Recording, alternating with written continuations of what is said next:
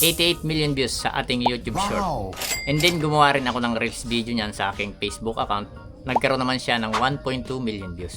So para makakreate din kayo ng video Reels na kagaya niyan, gawa natin siya ng tutorial. So gamit ang CapCut application, gawin natin to. Let's go! So yun guys, gusto ko muna magpasalamat sa ating mga solid supporters at mga solid followers natin sa ating YouTube channel, sa ating page at sa ating Facebook profile account.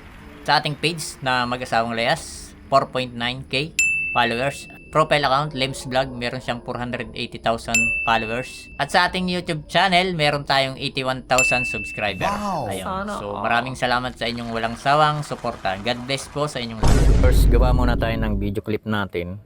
At least mga 10 second pataas.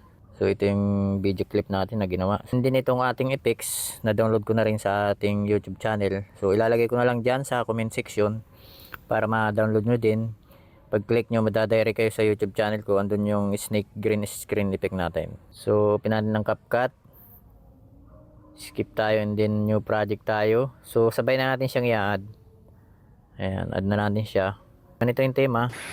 Acting lang kayo ng konti dyan. Kunyari may kumagat sa inyo na snake, parting kaliwa or kayo ng bahala ko sa parting kanan. Ayan. And then mas maganda siguro kung may kasama tayo para mas maganda yung actingan natin dyan. Ayan. Na yung green screen natin, naka-add na rin. So click muna natin yan. So hanapin natin yung overlay. Adjust natin, drag natin pa kaliwa. So transform muna tayo kasi minsan may block na guhit doon sa gilid niya. So tanggalin muna natin yon para sure tayo kung may guhit na itim. So dito muna tayo. Adjust natin ng konti. Ayan. And then check. Back tayo ng isa. So remove video tayo. So click natin yung chroma key. Tapos natin yan dito sa may. So dito, wag dito sa parte dito. So dito sa may una ng ulo ng snake para mawala rin yung kulay green dun sa may katawan niya. Ayan. So wala na siya. Ayan o. Ayan dyan sa parting yan. So check na tayo. And then back ulit tayo. Hanapin naman natin yung adjust para mawala yung medyo green sa katawan niya. So may kulay green pa siya sa katawan na natitira. So tatanggalin natin yun. Hanapin natin yung HSL. Click yung green. Then adjust natin ito sa 100 and then check natin. Ayan. So nawala na yung kulay green, nagkulay snake na siya. Kulay ano na siya, python. So and then mapapansin nyo, nakaharap siya dun sa kaliwa. So para mawala, para humarap siya sa kanan, depende yan sa video shoot nyo. Kung ang video shoot naman ninyo is kayo ay nasa parting kaliwa, so hindi nyo na kailangang iharap yan sa kanan. So since na yung video natin is reverse, nasa parting kanan tayo ng as, para pinanin siya sa kanan. So hanapin lang natin yung transform and then mirror. Ayan. So andyan na siya, karap na siya sa kanan. So adjust lang natin. Ayan. So play muna natin kung anong itsura niya. Ayan. So hinaan natin sounds nitong ating clip para hindi makasagabal. Na lang muna natin. Yan. Okay. Pansin nyo guys na medyo mabagal yung snake natin. So ayan o. Mabagal siya. So pabilisin natin. Para mas maganda siyang tingnan. So ang i-click nyo is yung overlay natin. And then speed. Normal. Adjust lang. So yan. Depende sa inyo kung gaano kabilis yung gagawin nyo. So sa akin is 1.6 na lang siguro and then check. So try natin kung gano'n siya kabilis. Ayan o. So ngayon i-timing naman natin sa acting natin. So ita-timing natin siya dun sa ating acting at saka dun sa pwesto natin. So siguro yung laking yan is liitan pa natin. Ayan, mga ganyang kalit para mas maganda siyang tingnan. Timing lang natin yan dyan. So adjust lang natin yung overlay. Timing lang natin dun sa acting natin. Ayun, medyo nauna. So adjust pa kanan. So nauna pa rin. Adjust pa kanan. Ayan, parang timing na oh. Kunti na lang. Medyo nahuli naman, adjust pa kaliwa.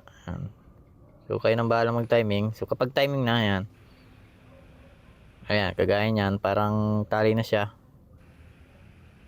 Ayun, timing na siya. So kukuha naman tayo ng location ng snake natin.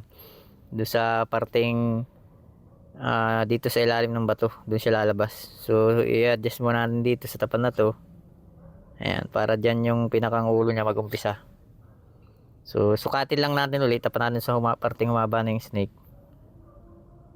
Ayan, kagaya niyan, medyo kapos. Dapat lumapat doon sa ating parteng balikat.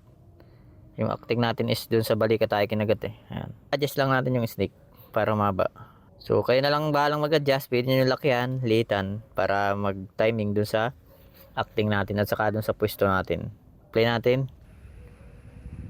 Ayan, kapag na-timing nyo na, so ganito na yung magiging itsura nya. So nasa timing na siya. Ayan o. Ganyan yung itsura nya. So hanggang sa dulo. Click na natin yung main clip natin. So duplicate tayo. So hanapin ang duplicate.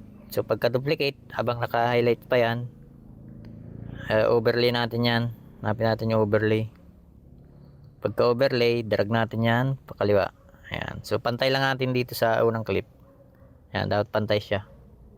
Ayan, ganito na yung magiging itsura niya. So mawawala na yung snake dyan.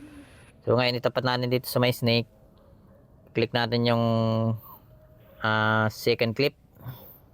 Yung dinuplicate natin sa main clip, tapos hanapin natin yung mask. Karaniwan sa ginagamit ko dito sa mask is circle, kung saan babagay dun sa inyong video shoot. So sa akin is circle ang ginamit ko dito. So akma siya dun sa ating video shoot. Ayan. So video itago lang natin yung ulo ng snake. So dun sa mismong dulo ng ulo niya. Ayan, dyan. So din check natin. So play natin kung tali na siya.